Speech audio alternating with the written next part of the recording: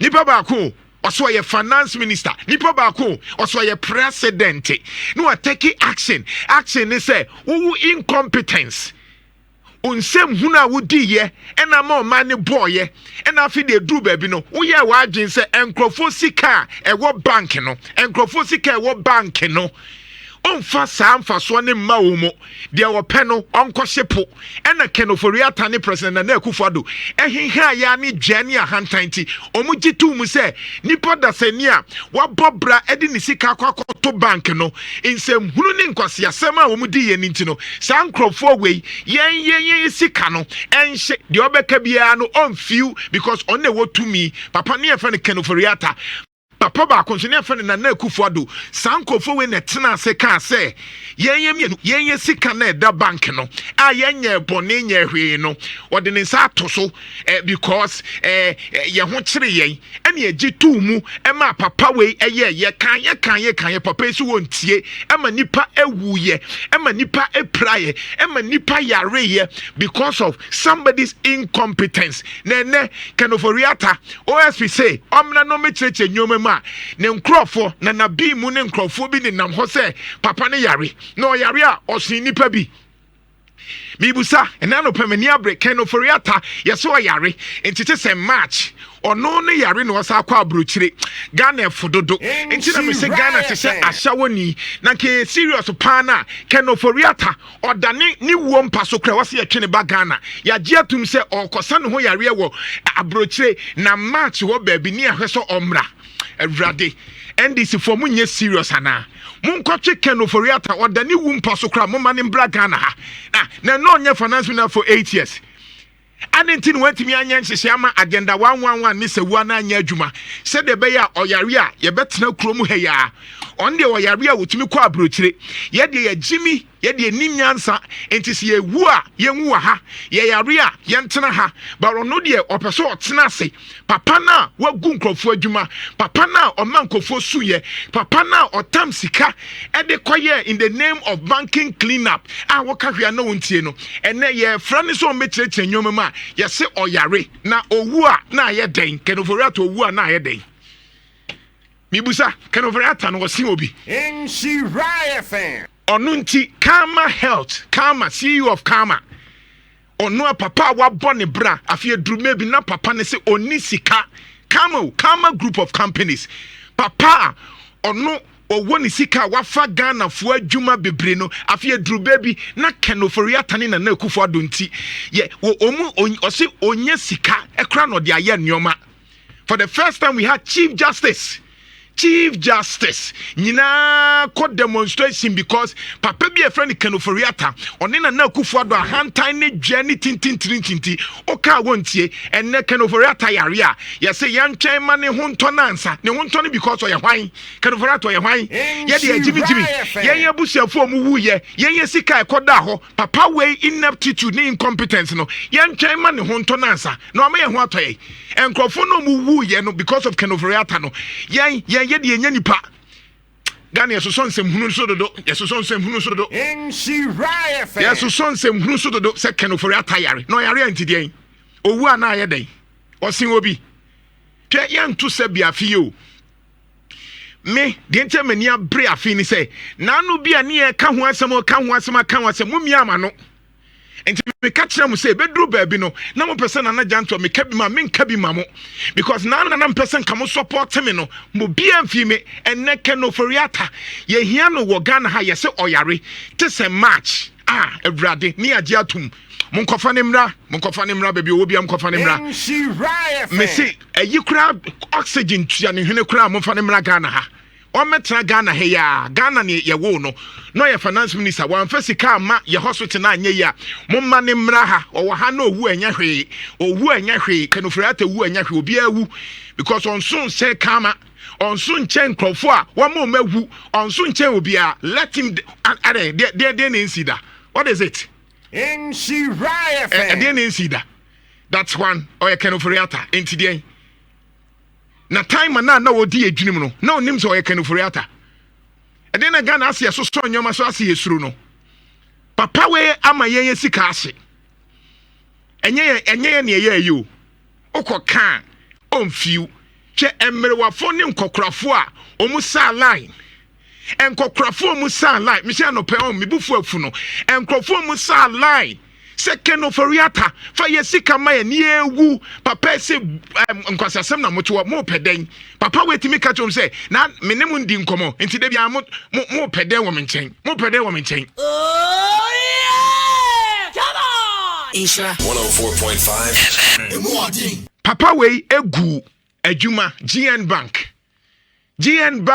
over 3,000 pa kwasindium ne bank odi ye adwuma abai de pa kwasindium ka pa kwasindium say famisi kama me na at least mintua nkrofo ka Ken Ofori-Atta say chinchen mempene jakchan on fi I am asking Ken Ofori-Atta oye nipa chen wo bi ana Ken Ofori-Atta so owu a ochen GN Bank for ochen me nkrofo mu wuye ochen Ghana for mepra ochen Ghana for omunya problem Ken Ofori-Atta owu a na ye dey enti yemfa ne mra Ghana ha no metre mu de oyeye because onso nchen obi a onso nchen mebusuani na owu ye no because of onso nchen se mimi sika manya hwea me de akoto se bank ne mfa nya adwuma ma me no Ken Ofori-Atta so obetua ne 10 years time 15 years time mo pa mo nkosepo me bebo voice bi a kyerɛw GN Bank workers na mamefo papafo a wo mu abusiafo rely on them akwaye wudini Ken Ofori-Atta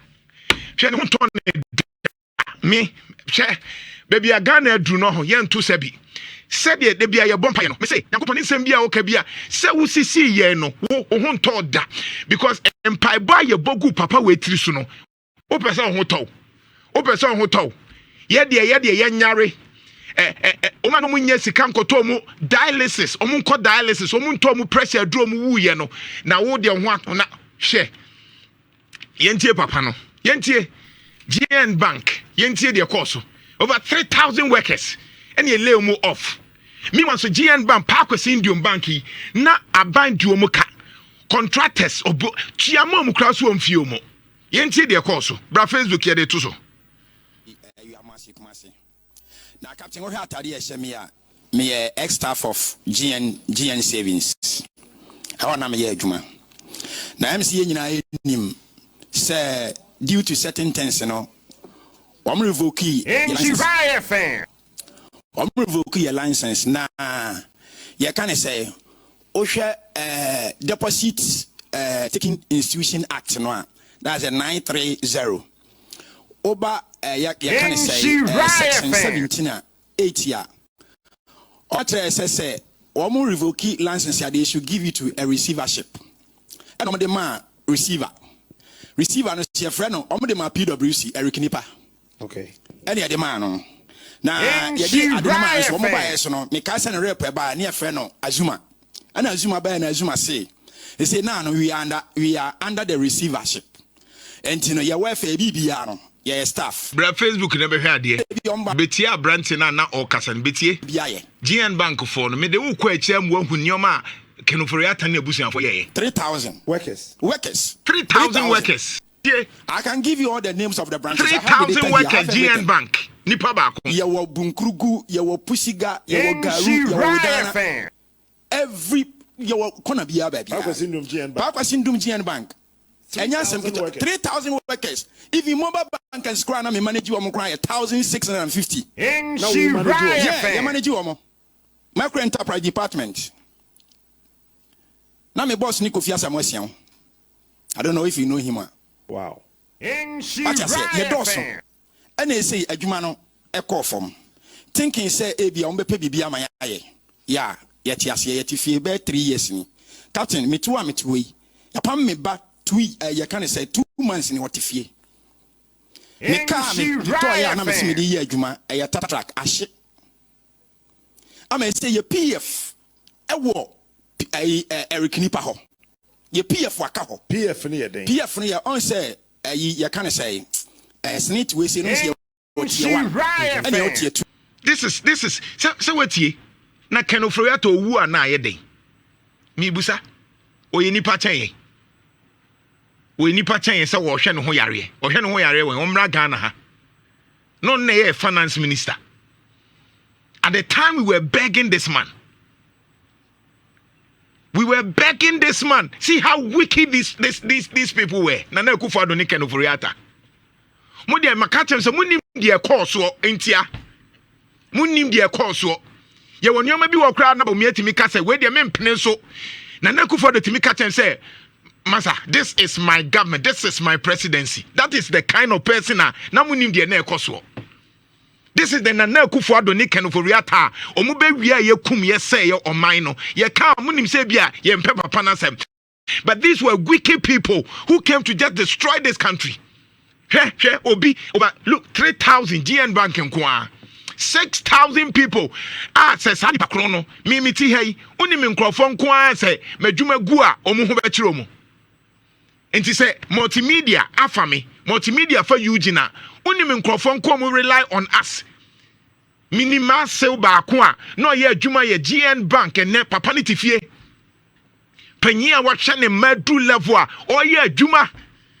GN Bank are binding a car or the Parker syndrome car. Shannon say Parker syndrome call rounds. Office not say, Casa say, just ye bop a panny from Ankasa, ye bop a panny from Nhyira fan. GN Bank and 1-4B because or ye CPP new. But don't move for mono. I'm sure said do not be MPP ni NDC. And so Ken Ofori-Atta at the perpetual more din way at Nasima nipa wuye. Until Mibusa say, Ken Ofori-Atta owua na ye den.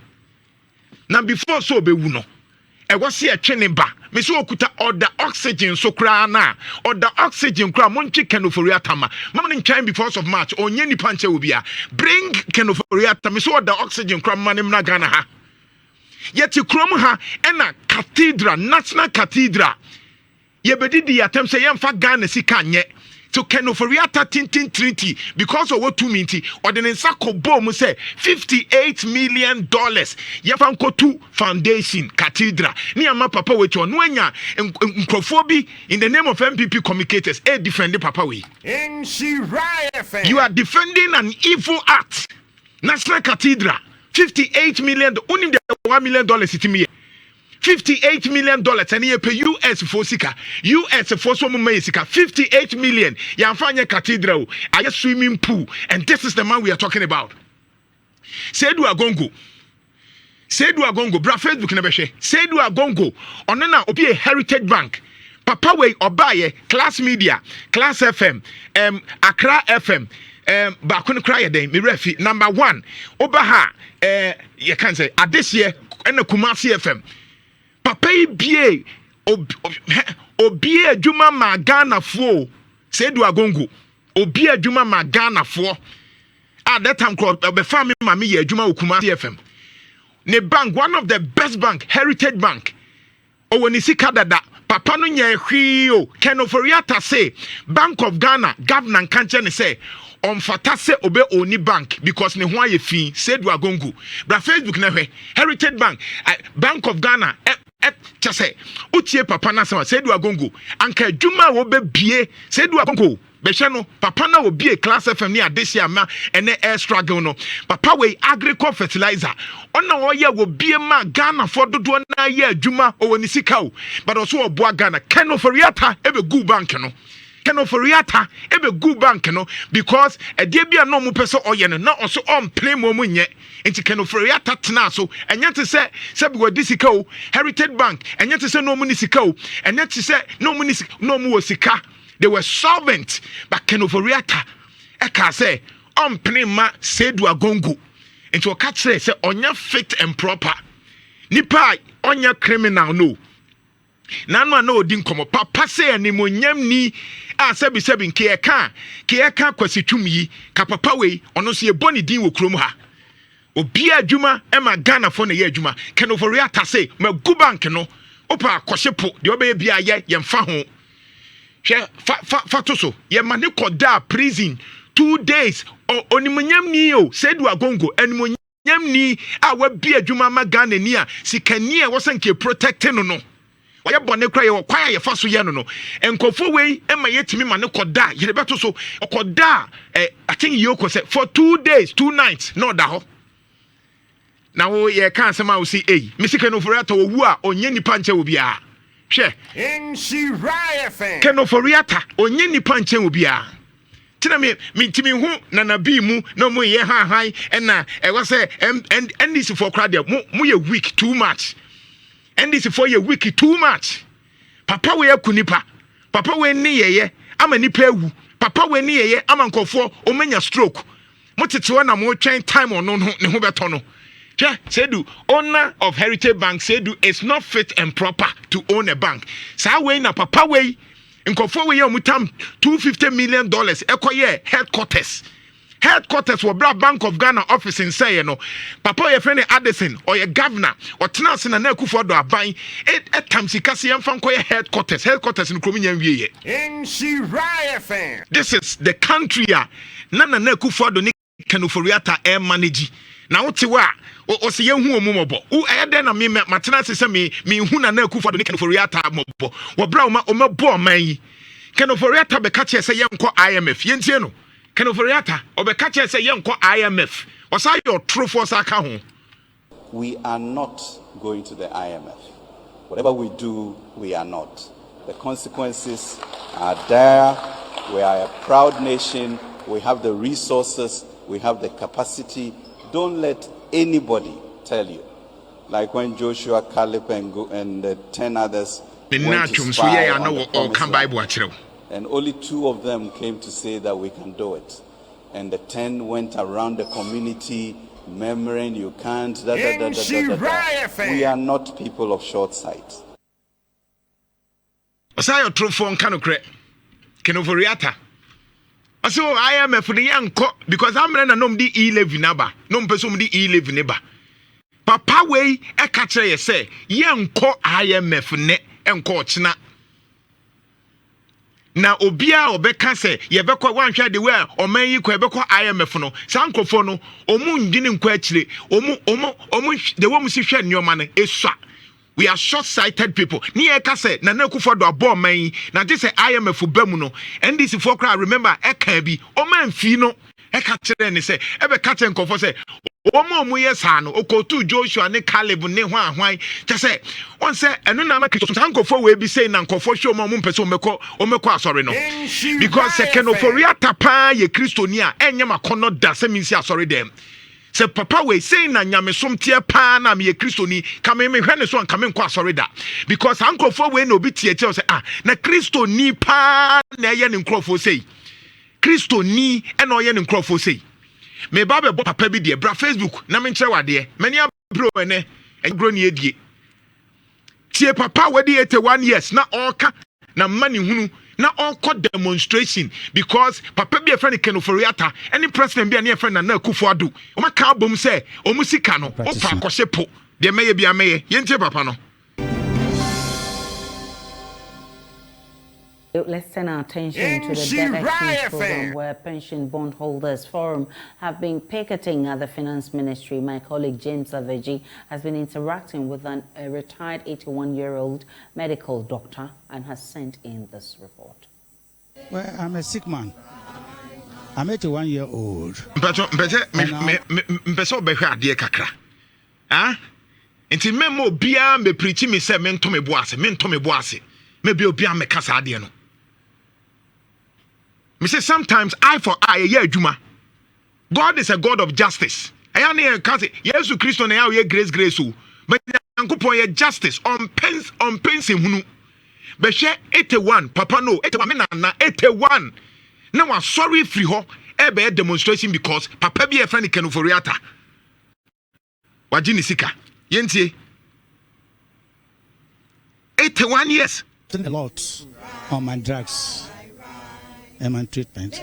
Very soon I'll be on dialysis, and I know dialysis is very expensive. I'll come back to talk about that. But if you say you are a doctor, tell us a bit more about yourself. I'm a retired medical practitioner. Retired medical practitioner.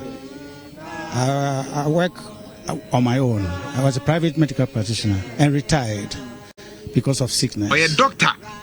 And I saved so that it will help me look after myself. Doctor, I live on my money. I invested so that I look after myself. I retired on the And 2017. 2017 or retired? In 2017. Wow. Okay. So, at what point did you buy the government bond? No, I bought it only last year to help me. I wanted to invest to help me look after myself. Papa, so person as a doctor or investing. Have you been able to receive any of the coupons since you invested? No, I don't know. I don't receive coupons. I don't receive coupons. I invested and then it's maturing in September. In September 2023. 2023. Yes. Nhyira. So, what is the relationship between this investment you have made and your health? No, because I depend on it. If you sit on it, I cannot look after myself. Mami mpose hano. Kwase na obu. Ye busan nsantwani busan say usi kana akamu ne wapomuden no. Say ne say o say eno na me de me ho ato so. Me na na o 81 years. Ono na me de kwe enti say no a waki pusika no ken Ofori-Atta na Akufo-Addo. Mo incompetence nti sa sika no ebeye den na me akokra menya sa sika ni bi akwakoye. This is what I'm talking about. That yenyan kokra bi so omu wuye tina me bu say na no pay se ken Ofori-Atta owu a na ye den.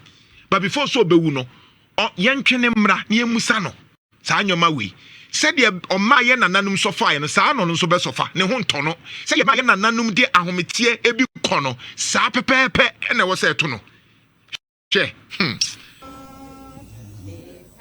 That's it. You mentioned that you invested last year with the intention to use that to look after yourself. What exactly do you mean? I mean, to buy drugs and then dialysis. I'm an old man. I have so many type of diseases. I can't tell you all. But I spend a lot on drugs. And very soon, I'll start dialysis. And I need my money for it. That's why I'm waiting when the September comes, when I collect my money, I will start the dialysis. When were you booked to start the dialysis? Dialysis any time from now, because I'm the end of renal failure.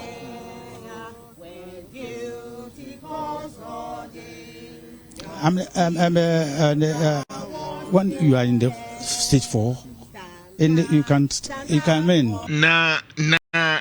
On the oka we do stage 4 of kidney dialysis.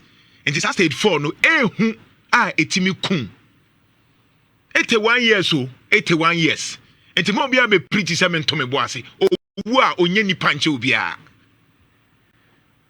But who di nipa boni a hwe Yankopon tie can say mobroni for nimpai bo ebia ne ani tumi but emre bi meka no wa ha during MPP time say mo amaye din no a nyoma ekoso mo se mo nkasa no Yankopon ni mu be dili hwe yare bia ye beko na ye ho atoyen.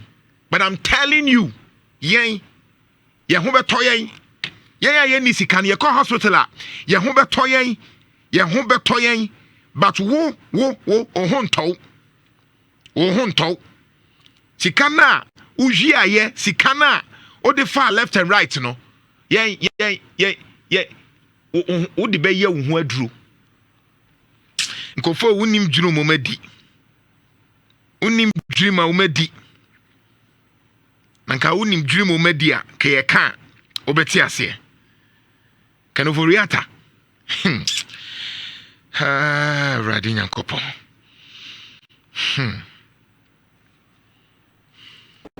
As my colleague, Deputy Minister said, we are not going to the IMF.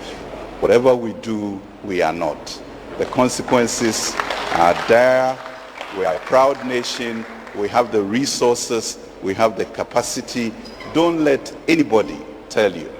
Like when Joshua, Caleb, and the 10 others went to spy on the promised land. And only 2 of them came to say that we can do it. And the 10 went around the community murmuring, you can't, We are not people of short sight, you know. And we have to move on, okay? So let's think of us as who we are, a proud, strong people. This was Ken Ofori-Atta. yɛwɔ resources yɛwɔ hwan duane ahantan ɛso saa mmerɛ no mu de ɔman ne kɔhyɛ ɛyi mu mebie lines no for 10 minutes yɛndi nkɔmmɔ deɛ ɛwɔ kanie de na nɔpɛ na mpɛ sɛ meka no no obi ne abɔ ne tuo wɔ kuro from no because ɔyɛ momo vendor ɔyɛ n'adwuma yɛabɔ ne tuo because saa sika no anka ɛbɛtumi de ayɛ security issues no yɛntimi kɔfoɔ awu ne kenofurata ɔmmra na ɔmɛkyerɛkyerɛ mu a deɛ ɛyɛ no no yɛbie lines no yɛni nkɔmmɔ 03220